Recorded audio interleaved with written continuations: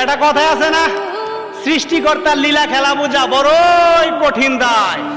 কাকে কাকের মাংস খায় না, কুকুর কুকুরকে কামড় দেয় না, এমনকি জঙ্গলায় থাকে একটা বিষাক্ত সাপ আর একটা বিষাক্ত সাপকে কখনোই সুবল দিয়ে মারে না।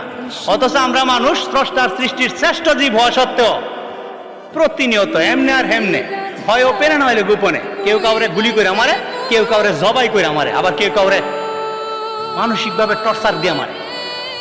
আমারও একজনে মারতেছে মানসিকভাবে টর্চারিং করে।